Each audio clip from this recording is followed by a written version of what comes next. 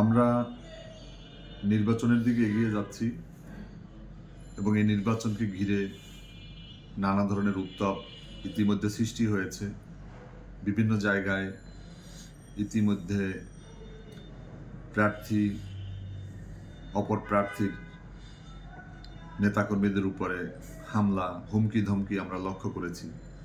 সবচেয়ে আমাদের খারাপ লেগেছে যে তফসিল ঘোষণার পরদিন শরীফ ওসমান হাদির উপরে যেভাবে গুলি করা হয়েছে এবং প্রার্থীদের প্রতি যেই একটি ভুল মেসেজ দেওয়া হয়েছে, এটা আগামী নির্বাচনের জন্য একটা আত্মঘাতী একটা পদক্ষেপ বলে আমি মনে করি।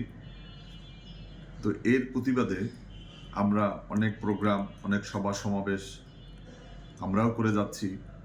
জুলাই চেতনার যারা বাস্তবায়ন চাই, যারা বৈষম্যহীন একটি বাংলাদেশ চাই, আমি মনে করি যে আমাদের বক্তব্যে আমাদের আরও কিছু সতর্ক হওয়া দরকার। বিশেষ করে শহীদ মিনারের হাসনাত আবদুল্লাহর একটি বক্তব্য এবং পরবর্তীকালে আরও দুই একজন নেতা ইনিয়ে বিনিয়ে যেভাবে আমরা ভারতের আগ্রাসনের বিরোধী, ভারত চায় না যে বাংলাদেশ নামক একটি রাষ্ট্র স্বাধীনতা সার্বভৌমত্ব নিয়ে টিকে থাকুক। ভারত 1971 সালে বাংলাদেশের স্বাধীনতায় সহযোগিতা করেছিল পাকিস্তানকে দুর্বল করার জন্য, পাকিস্তানকে কেটে সেটে ছোট করার জন্য, এবং তারা সেদিন আমাদের বন্ধু বেশে এসে আমাদের স্বাধীনতা সংগ্রামে আমাদেরকে সহযোগিতা করেছে। এটাও আমরা অস্বীকার করি না। তবে আমরা স্বাধীনতা পেয়েছি, কিন্তু স্বাধীনতার স্বাদ পাইনি। আমরা বিজয় দিবস পেয়েছি, কিন্তু বিজয়ের যেই স্বপ্ন, বিজয়ের যে আকাঙ্ক্ষা, তা বাস্তবায়ন হয়নি। আমরা পাকিস্তানিদেরকে তাড়িয়েছি, কিন্তু আমরা পাকিস্তানিদেরকে তাড়িয়ে দিল্লি শাহীর গোলামিতে আমরা গোলামির জিঞ্জির আবদ্ধ হয়েছি। তো আজকে 7 সিস্টার নিয়ে বিভিন্ন রাজনৈতিক নেতাকর্মীরা যেই বক্তব্য দিচ্ছে, আমরা বাংলাদেশ লেবার পার্টির পক্ষ থেকে পরিষ্কার করতে চাই যে আমরা বিশ্বাস করি না অন্য একটি রাষ্ট্রের স্বাধীনতা সার্বভৌমত্বে কোনো প্রকার হস্তক্ষেপ বা এ জাতীয় কোনো বক্তব্য, আমরা এর বিরোধী।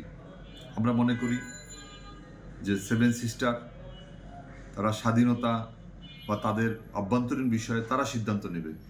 এ নিয়ে বাংলাদেশ থেকে যে হুমকি ধমকি বা যেই সমস্ত কথা বলা হচ্ছে, এতে বরঞ্চ আমাদেরকে বিপদের দিকে ঠেলে দেওয়ার একটা অপপ্রয়াস বলে আমি মনে করি। আমি আমাদের নেতৃবৃন্দকে বলবো যে আমরা আসুন, আমরা আমাদের বুদ্ধিদীপ্তভাবে বাংলাদেশকে সামনে এগিয়ে নিয়ে যেতে হবে।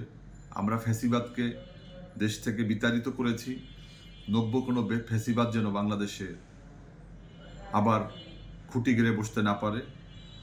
আমরা আমাদের স্বাধীনতা সার্বভৌমত্বকে নিরঙ্কুশ করব জাতীয় ঐক্যের মাধ্যমে।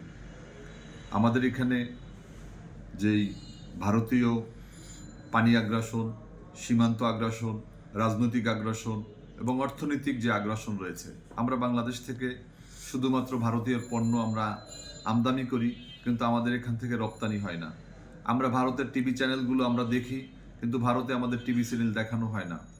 এবং আরও যেই সমস্ত বিষয়গুলো রয়েছে, তারা আমাদের বৃষ্টির সময় আমাদের বাঁধ ছেড়ে দিয়ে আমাদেরকে বন্যায় ডুবিয়ে মারে, আর শুকনার সময় আমাদেরকে ন্যায্য পানির হিস্সা না দিয়ে আমাদেরকে চুবিয়ে মারে। তো আমরা এই সমস্ত বিষয়গুলোকে বাংলাদেশ একটি স্বাধীন রাষ্ট্র এবং ভারতের সাথে আমরা দ্বিপাক্ষিকভাবে, ত্রিপাক্ষিকভাবে প্রয়োজনে আমরা আন্তর্জাতিক আদালতের দ্বারস্থ হব। আমরা এমন কোনো দেশ বিরোধী এবং আমাদের সার্বভৌমত্ব বা অন্য কোনো রাষ্ট্রের সার্বভৌমত্ব বিরোধী সমস্ত কথাবার্তা থেকে আমরা সতর্ক হই। আল্লাহ রাব্বুল আলামিন আমাদেরকে সঠিক পথে পরিচালিত করুন। বাংলাদেশ জিন্দাবাদ, বাংলাদেশ লেবার পার্টি জিন্দাবাদ।